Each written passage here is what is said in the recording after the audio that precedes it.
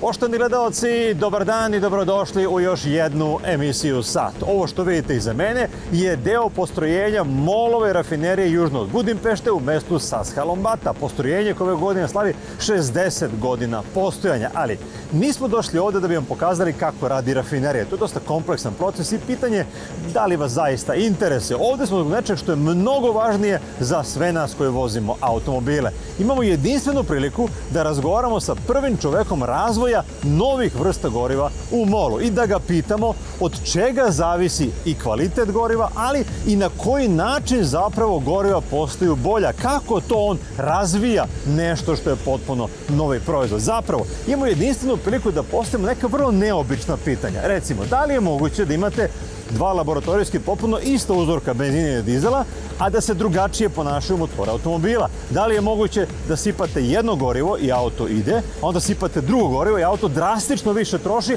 a oba se legalno prodaju na pumpama? Takođe, da li je moguće da sipate u vaš auto koji je pravljen za 95 oktana benzin 100 oktana i da dobijete nešto ozbiljnije, da osetite to na performansama ili na potrošnji? Pričamo o tome i kakvi su to aditivi koji se dodaju u gorivo i da li možete sami dodati neke aditive i poboljšate gorivo koje trošite. Dakle, mnogo interesantnih tema i vidjet ćete rezultate ne samo laboratorijske analize, nego rezultate testova motora, da se gorivo troši u stotinama litara i testiraju performansa motora zavisno od toga šta ste sipali upravo u te mašine. Dakle, zaista važne teme za sve nas koji točimo gorivo na benzinskim pumpama. Naravno, bit će i još nekih drugih interesantnih tema. Recimo, pričat ćemo o tome šta je budućnost goriva, šta ćemo to sipati u naše rezervoare za 20 ili 30 godina od danas.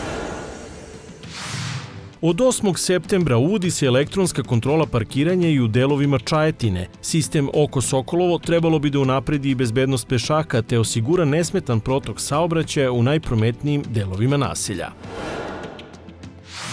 Češka je prva zemlja Evropske unije koja će najveću dozvoljenu brzinu vožnje podići na 150 km na čas. Pilot projekat počinje krajem septembra, a na deonici od 50 km koja je opremljena saobraćajnim znakovima sa promenljivim ograničenjima. BYD-ev premium brand Yangwang oborio je svetski rekord u brzini za električna vozila. Na test stazi u Papenburgu model U9 Track Edition sa čak 4 elektromotora, to jest ukupno više od 3019 konskih snaga i masom ispod 2,5 tone. Postigao je neverovatnih 472,41 km na čas. Druga generacija Volkswagenovog kompaktnog SUV-a T-Roc duža je 12 cm od prethodne, što se najviše odražava na povećan komfor pozadi i veći prtljažnik. Nova platforma donosi novi pogon, a okosnice će biti benzinci od 1,5 i 2 litra. 11. i 12. septembra na Novosadskom sajmu održava se manifestacija EV Days posvećena električnim vozilima, plug-in hibridima i hibridima, ali i AC i DC punjačima i uopšte životu sa vozilima koja u manjoj ili većoj meri koriste struju. To je već lepa tradicija jer se EV Days održava već 5. put. Naša redakcija je oduvek podržavala ovu manifestaciju i sada ćemo, još dok ništa nije spremno sa svim, pokušati da vam najavimo šta vas to očekuje ako 11. i 12. septembra budete u Novom Sadu. Ovde se trenutno tek pripremaju štandovi, ali kada sve bude gotovo, na ovom mestu će biti prikazani noviteti, električni automobili, plug-in hibridi i hibridi, ali će i proizvođači koji ugrađuju AC punjače ovde nastupati i odgovarati na pitanja posetilaca u vezi sa eksploatacijom i uopšte životom sa električnim automobilima. Centralno mesto zauzeće najvažnija zvezda ovog sajma električnih automobila, a to je električni Rolls-Royce Spectre sa procenjenom cenom između 600 i 700 hiljada evra. Mnogima će baš ovaj deo biti najzanimljiviji, rezervisan za test vožnje. Ja sada vozim običan benzinac, međutim na ovom mestu bit će izloženo više električnih automobila koji će pružiti posetiocima šansu da osete kako to ubrzavaju električni automobili i šta je to regenerativno kočenje.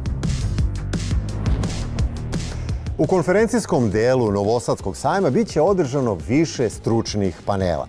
Međutim, ono što je najzanimljivije je to da je obično na ovakvim manifestacijama pristup dozvoljen samo onima koji se unapred akredituju. Međutim, tokom EV Daysa svako može da uđe, da prisustvuje stručnim raspravama, diskusijama, čak i da postavi pitanje i da sazna šta ga zanima od brojnih stručnjaka.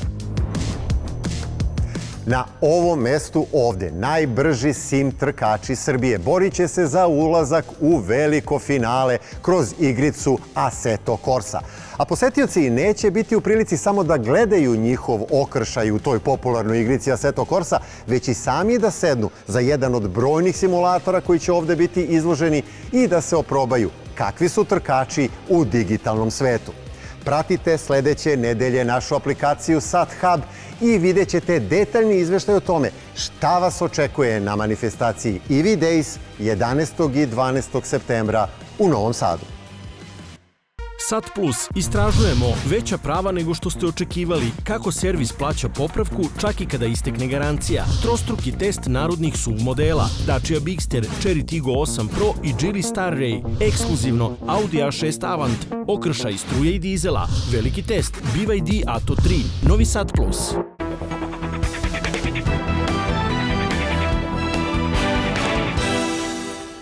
Došli smo u rafineriju koja se prostire na 9,5 kvadratnih kilometara, 1300 fudbalskih terena, što je veće od centra Budimpešte. U rafineriju koja svakog dana preradi 165.000 barela nafte, odnosno skoro 26 miliona litara. Po prvi put smo dobili odobrenje da razgovaramo o temama koje druge naftne kompanije sa nama nisu želele da podele. Ali da bi pričali o razvoju i budućnosti goriva, što nas tek čeka u nastavku emisije, moramo prvo da razjasnimo nekoliko stvari.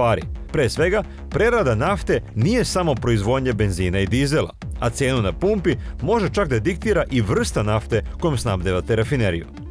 When you decide to process crude oil, it will inevitably come with a variety of product. You can't just make 1 liter of gasoline from 1 liter of crude oil. Chemistry doesn't work like that.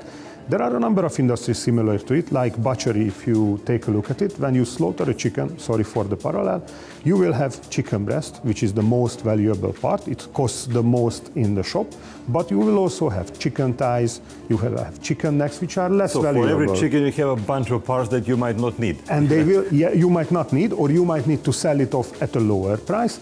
Or it's not necessarily the thing when you're only looking for the chicken breast and you slaughter a chicken, sorry, there are other products, you will have to do something with them.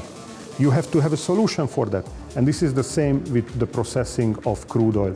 And this is why you see there also that there is a range of products coming from the crude oil. The lightest products, we call them lightest, which are gases like gases, or the motor gasoline and diesel, which are heavier, and there are some very, very heavy, we call them the bottom of the barrel, like for example asphalt, which is almost solidifying when it's on room temperature. Evo na još jedan način prikazano šta se sve dobija od nafte, koje vrste proizvoda izlaze iz rafinerije. But this graph with the crude oil can be very much different, and this is what we call influencing the yield.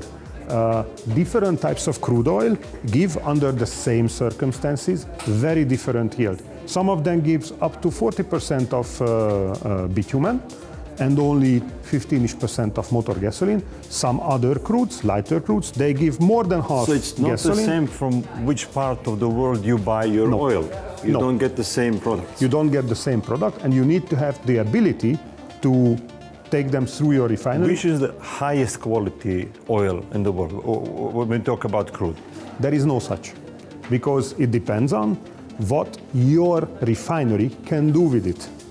So there are some refineries that were built on one specific type of crude oil, and actually there are only very few refineries in the world which can take any type of crude oil. So much flexible. There are preferred types of crude oil in every refinery, like our refinery, just like most of the refineries in the region.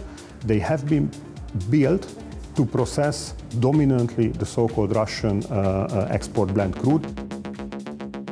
Ali kao što smo rekli, došli smo da razgovaramo sa prvim čovekom razvoja goriva ovde u molu. I osim svih onih pitanja koje sam pomenuo, želimo da ga pitamo još jednu važnu stvar. Kako smeju na pumpi kada reklamiraju svoje gorivo da napišu da je to anti-aging gorivo? Kako smeju da napišu da ono čisti motor, da ga čuva, da auto manje troši? Na koji način se dolazi do tih tvrdnji? Jer lako je napisati, a mi kada sipamo gorivo ne možemo odmah da vidimo taj efekat. Šta oni kažu? Kada se vidi taj efekat? Na koji način i mi možemo da se uverimo da to što oni kažu jeste istina i da li je istina? Dakle, imamo mnogo pitanja jer je mnogo nedoumica u vezi goriva u našoj zemlji, pa je vreme da počnemo da ih postavljamo. Usually people think that gasoline or diesel are just liquids.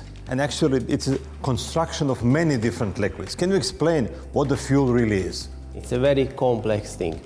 So what we know that all of them is produced from crude oil, which looks like this, pretty nasty. So this is one that we transport in tankers and bring it to the refinery. Pipelines, tankers, however you would like.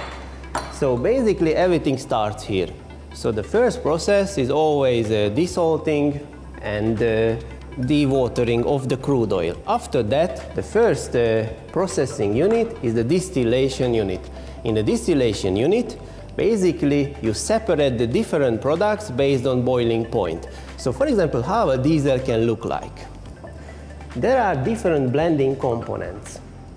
And for example, this is the feedstock of a diesel hydrotreater. Look how it looks like. This has around 10,000 milligrams sulfur in it. That's why it looks like this. Heavy in aromatics and so on. But the product will be, after the technologies, like this. So actually this comes out of this? Yes, but this is just one blending component. There are different ones. So for example, this is, after a residue technology, a bit heavier. By itself, it can't be a diesel product, but as a blending component, it's very good. How many components you have with a standard gasoline or a diesel fuel element? The diesel is a bit easier because we have like 4 or 5 different components, but gasoline, let's show you. So as gasoline, there can be as many as like more than 10 different blending components. So the final product, the quality of final product, the usability in my car really depends on equal odds of all of these things. So let's say precise odds that you put inside. Yes, not equal, in different ratios. Because I show you one example. So these are the requirements, so the gasoline standard. So the final fuel has to satisfy these approximately 15-20 properties. We've done many laboratory tests for our media, so we know the chart, how it looks like. And by itself, these components are not able to satisfy. But when you blend them in the right ratios, that's why it's so hard, that how you blend it. But in the end, it's a kind of a magic that in the end you have the final product. Because all these products has their advantage and disadvantage. And when you put them together, it will be the perfect mixture. But for example, this one. This is coming from the FCC fluid catalytic cracker unit, has an olefinic content. Olefins has very good octane number. However, if you put so much of it, they can form gum in the gasoline, which can look like this. There can be some dirt in the end. Yeah, I see. So, and this so is if you clogging the engine. Yes, it would make so much harm to the engine and for the fuel system. So if you would just put only this fuel, it would have a problem. But if you just put 20-30% of this component, it's perfectly working in the engine. So how much different is fuel today than the one that was 20 years ago? They didn't really care so much about environmental aspect. They didn't really care about compatibility or the engine health or whatever. They were just made their function to burn well. And okay, that's a good point, but during the years, there were the environmental aspects. They removed, for example, the lead from the gasoline. And the sulfur later also. And then they decreased the sulfur heavily. Now, what you can buy in a petrol station, it has below 10 milligram.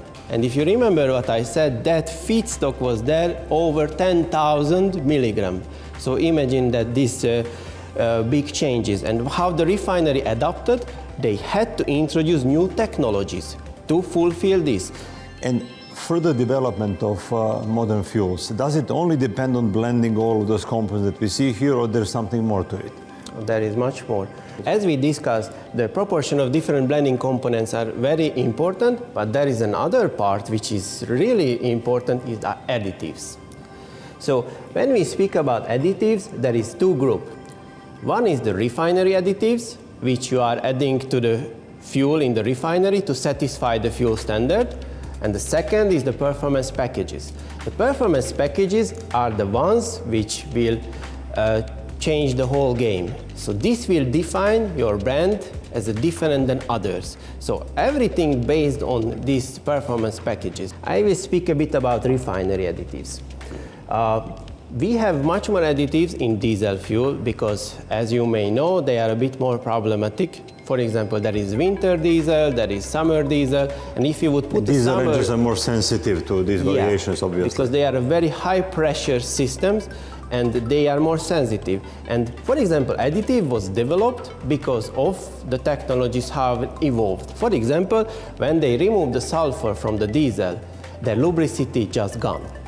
And what we did, together with the additive companies, the best ones in the world, we are working together, and we developed together an additive which can make a very good lubrication for the diesel engine. For example, the injection pressure for the diesel is above 2000 bar. So imagine that these needles and stuff, they are moving so fast. If there is no lubrication, they would damage so much the engine. So this is one example. The second one, cold flow additives. We have two kinds of cold flow additives. One is barely flowing, the other is better flowing. So one is MDFI. This is middle distillate flow improver. So its function is that when the cold weather comes from the diesel, the paraffin crystals start to form. And these crystals are like such a rhomboid shape, and they like to stick with each other. And with this additive, I change them to a needle shape. They are not able to stick with each other, and they can flow through a diesel filter. So filterability down is much better. It's very important and much better. As told you an example, my father told me in the old times, he put a bit of gasoline to the diesel to make it flow better. We all did it. That's a terrible idea, but in the old engines it was possible. But today modern engines are so precise, you cannot do such thing because you will damage that. And here we are with the performance packages. We have two different ones, one for diesel and one for gasoline. And the development of such additive may take 1.5 to 2 years. So we can say inside this bottle is all the secret you can sell us today on a gas station. Yeah. So these are packages, which means there is not only one active component into it. This is what the matter is. How many components are inside? There are many ones, and we can start with, for example, with diesel. So this diesel has different active components. For example, anti-foaming agent. Why is good? The anti-foaming molecules are very surface active molecules. They go to the surface as a tiny droplets and they break the bubbles. So they cannot form the big foam volume. And even if any foam happens, it's immediately killing. I understood. We'll have a demonstration bit later about this. Yeah. So this is one thing. Second, anti-corrosion agent. Again, in the fuel system, coming the oxygen from the air, a bit of water from here, from there, it may cause steel corrosion. When you have such active molecule into it, there won't be a rust in your pipelines and in your whole fuel system, so it's preventing it. Third one, the most important one, is the detergents. So the detergent molecules are the ones which will clean up your engine parts. There are people buying a standard, the normal fuel, 95 octane gasoline, for example, and then they decide to buy aftermarket additives on the fuel station and then pour them into their gas tank. Is that enough? Is that it exactly? Or can I do damage to my car if I add too much of something in my engine? I demonstrate very easily. These are all the diesel additives. These 5 has to align with each other. They have to be compatible with each other in the very cold weather, in the very hot weather, in everywhere. If you just randomly changing them, like in a game, imagine what you can cause. And that's exactly what happens when you are buying a random additive from a random place. But what can happen to my engine? Like, for example, behind the additives, there is very strong chemistry, which is not so easy to understand. And when you are interfering to this chemistry, then there can be antagonistic effects. So even if they worked in your fuel, you put another additive, is killing some of that effect, you can even make your fuel not standard anymore. And how can you know the most important, that the performance is there? You believe to, like, anything is written there. What the companies are doing, like us, we are developing the additives together with the companies. We are trying them in our fuels. We check compatibility, everything, and then we measure in real engines. This is, for example, a diesel injector. 2,000 bar of injection pressure. Imagine if I just put a random fuel there, it can run until a time, but it can lose its performance. How can you check that what is the performance of your car? You do engine testing, but when you want to just check those requirements, you need 5 liters of fuel. You can measure everything, but to test real engine tests, you need a minimum of 1,000 liters of fuel. And you can decide that who can give you this. What can engine test show me more than a laboratory analysis? Yeah. So there are standard engine tests. It's CC approved, everyone can use it in the world, and everyone has to follow the same protocols. So it's not a random testing that I just build an engine, I run it, and then I just make a report.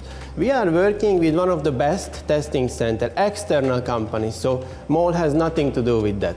There is 2 types of engine testing. One is keep clean test, the other is dirty up and clean up. I tell you what is the difference.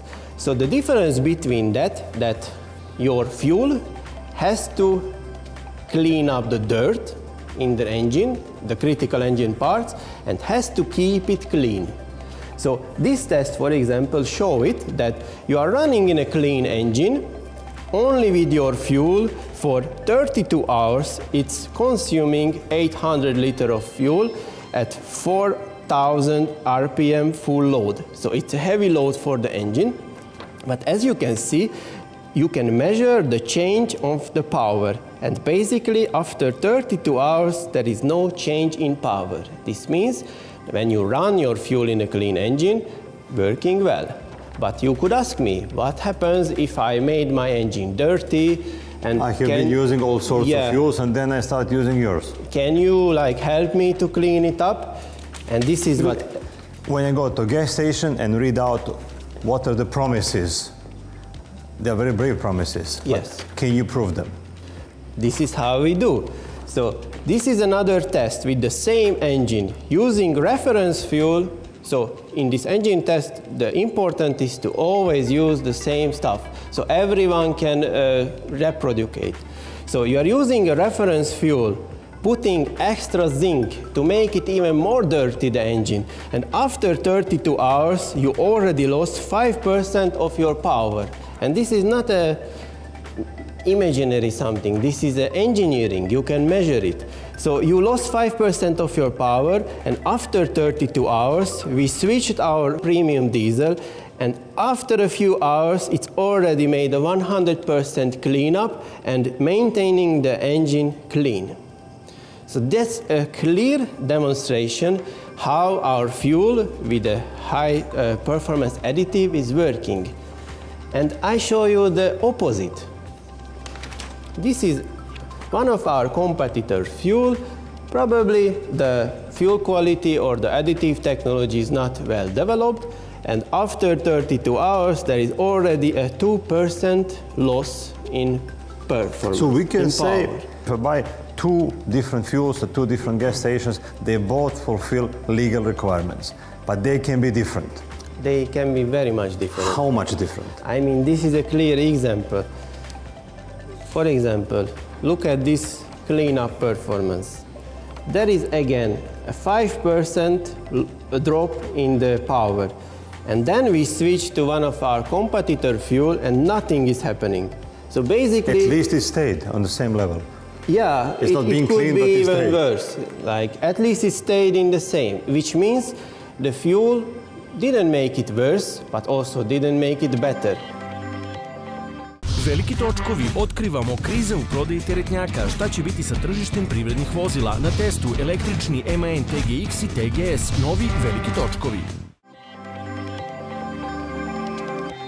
So this is a perfect example how two fuel samples can be exactly the same when you look at the laboratory, but they are not the same when you use them in real life. Yes, exactly. And this is a very simple test. We are demonstrating foaming.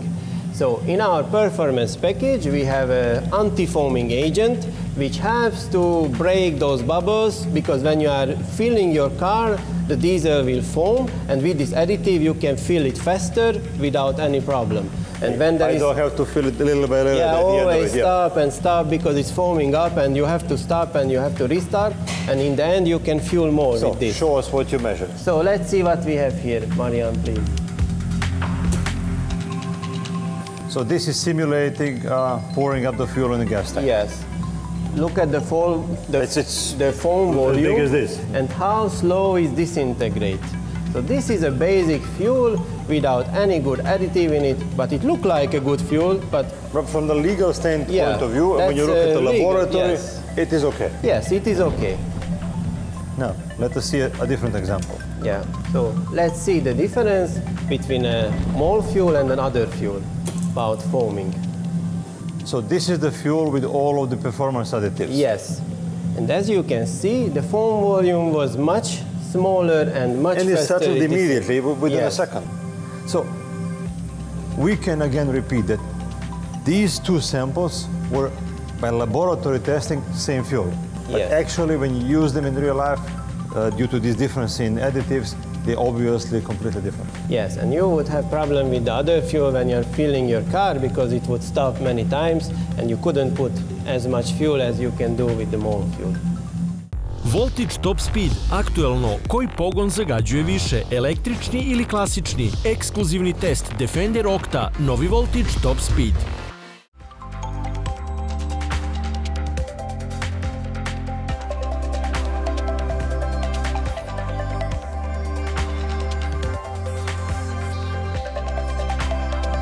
Okay, what can we see here? This is minus how many This is degrees? minus 15 degrees C.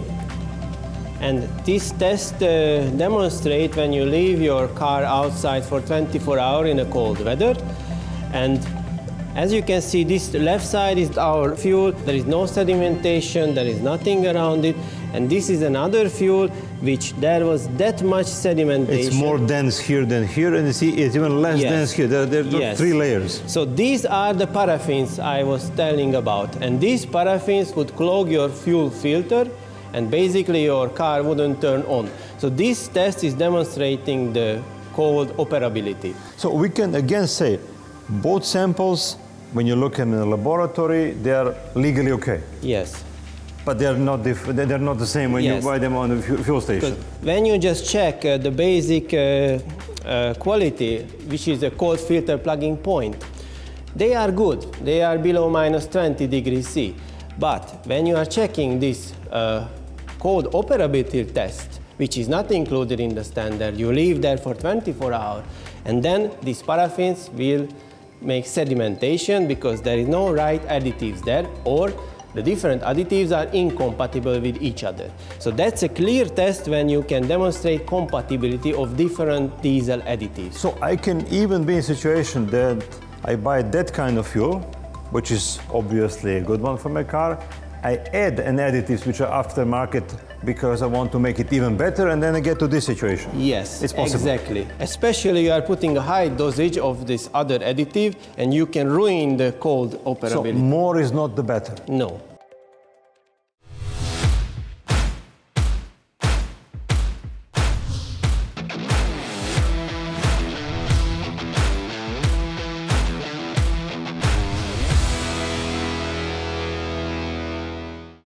So we talked about the diesel fuel, and this is a secret source of more gasoline, improved by EvoTech additives. So can you tell me more about this one? What does it do to my engine? Yeah. So this is our gasoline performance package, like similarly to the diesel, this is a complex additive package, and it makes a differentiation between our brand and other brands. What are the benefits? So as we discussed with diesel, the corrosion inhibition, the antioxidant and so on, these are in this package as well. But what else we have? For example, there is an active component called friction modifier. So when there is a cold start in your engine, in a cold start you need to inject a significant amount of fuel, and this fuel has to be in a vapor, and because of the cold weather, the evaporation is pretty poor. So a lot of unburned fuel will be on the piston. So a friction modifier will decrease the friction between the piston and the cylinder wall. There is a test. How can we check this? So there is a called HFRR test. When it's very simple, there is a steel ball with a disc on it, and it's rotating. I mean, it's moving, and the fuel will give the lubrication. And when there is a fuel without friction modifier, you can measure on the microscope the wear scar of the ball. So this is the damage actually, yes, on the metal on the surface. Ball. Yeah. But this is just a test. So you can measure the diameter of the wear scar on this ball, which is, you can see here, 800 micrometer. And when you are checking our fuel, this is a clear demonstration that this wear scar is much smaller.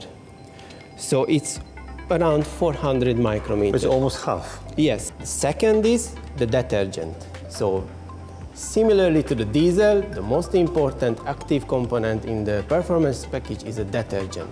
This is a clear demonstration how a bad quality fuel and a good quality fuel look like. This is the residue of unburned fuel. Yes. So, and this is the, let's say, a valve without the residue because I've been using the proper fuel from a car. Yes.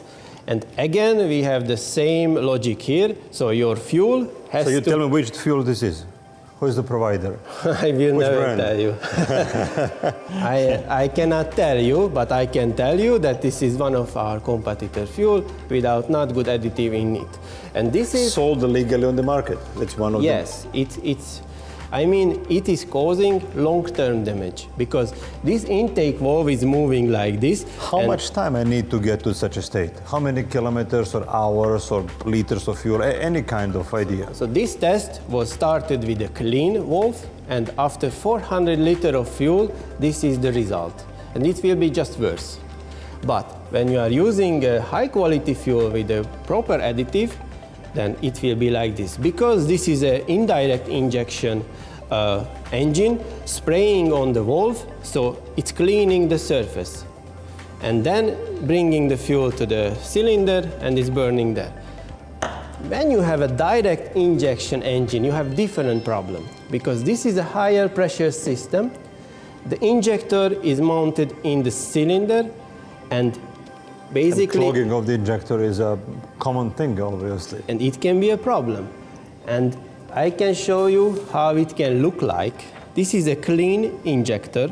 So if I would put this under the microscope, you would see this 6 hole. Okay. And this is a bad quality fuel with no additive Again, in after it. only few hundred liters. This is after 260 liters. So soon. It is very really soon. small amount. Yes, just few gas tanks. because the temperature that is very high, the pressure is higher. So if you don't have the right fuel, you can have issues. And look, this is the worst thing can happen, which looks like this. But your injector will never look like this. This is when you start a clean engine. I can show you how a clean injector look like. This.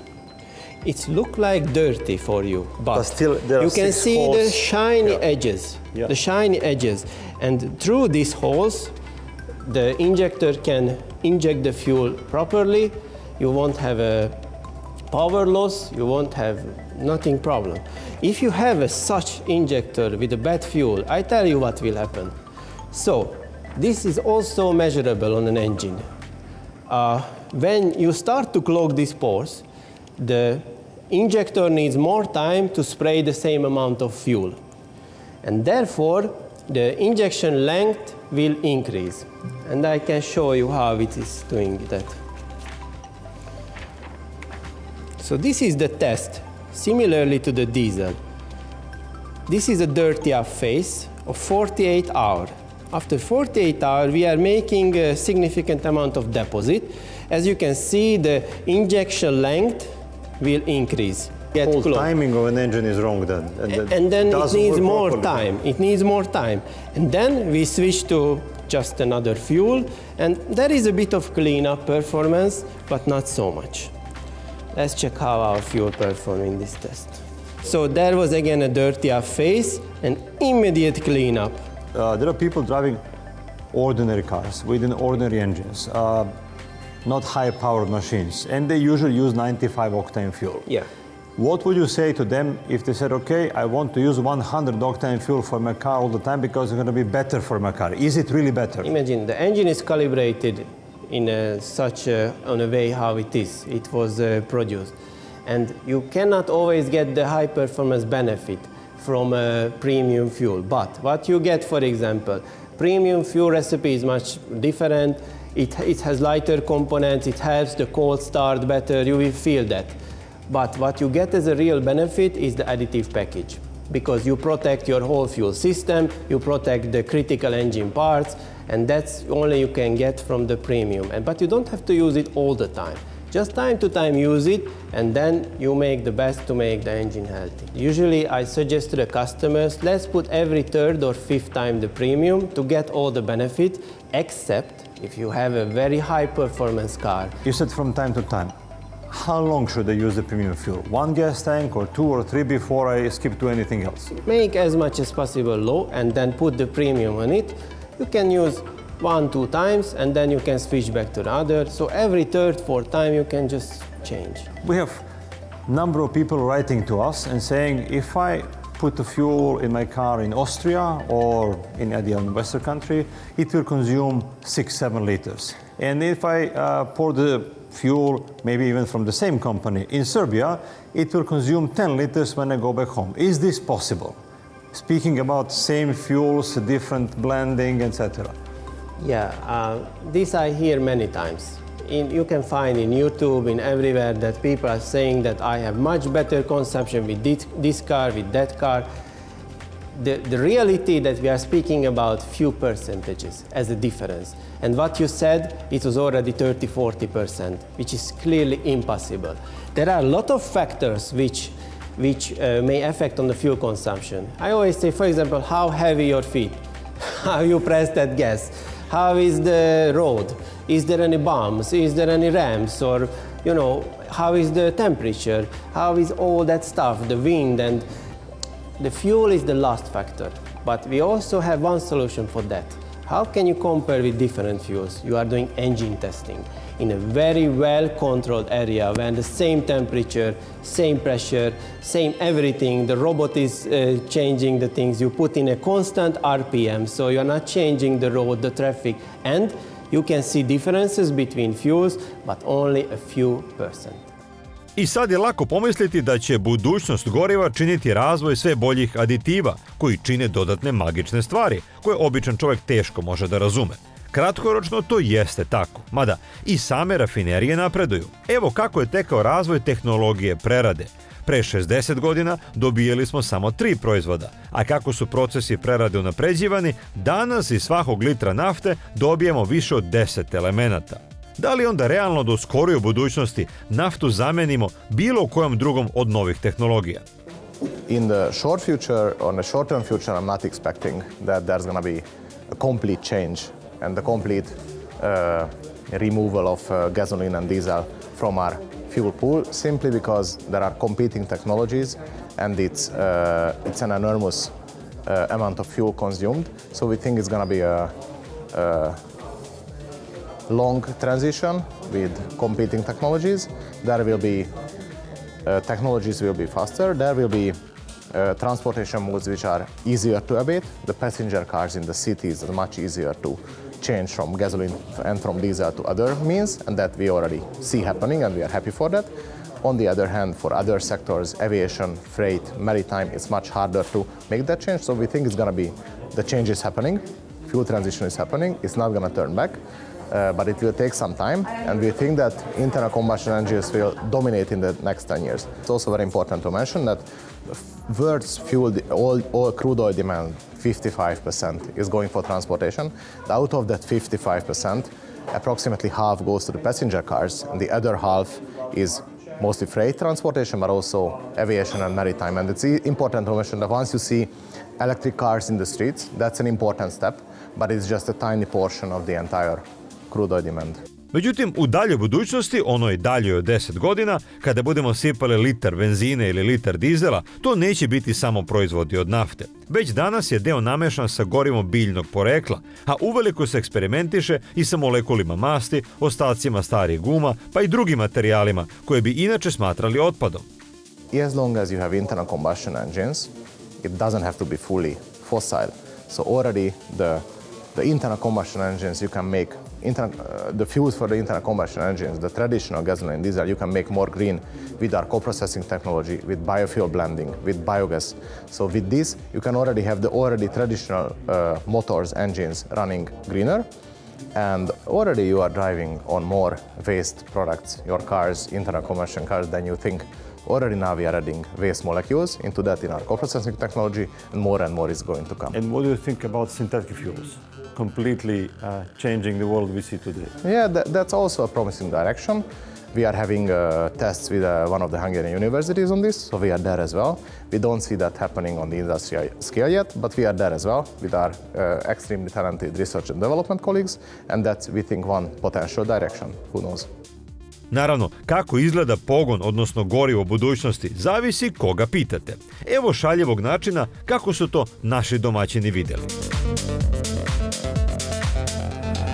Dakle, danas ste imali priliku da vidite mnogo toga što se retko saopštava izvan laboratorija i razvojnih centara proizvođača goriva i nadamo se da ste nešto novo naučili, nešto novo saznali. Međutim, danas ste imali priliku da razumete još jednu stvar. Zbog čega toliko pričamo o markiranju naše emisijama? Zbog čega je toliko važno da gorivo u neizmenjenom obliku stigne od rafinerije do vašeg rezervoara? Jer svim izmenama, svim namešavanjima usput može se desiti da vi nešto poboljšate, a može se desiti da puno pokvarite, a da ne znate da je tako sve dok posljedice ne budu takve da zaista utiču na rad motora. I vidjeli ste zbog čega kada samo povremeno koristite određene vrste goriva ne vidite prave efekte koje bi one mogli da imaju. Dakle, sve je to ono što želi danas da vam pokažemo u nadi da ćemo još malo osvetliti temu goriva koja je večita tema u našoj zemlji. Bilo je to sve za danas. Hvala na pažnji, vidimo se ponovo sledeće nedelje. Veliki pozdrav iz Budimpešte.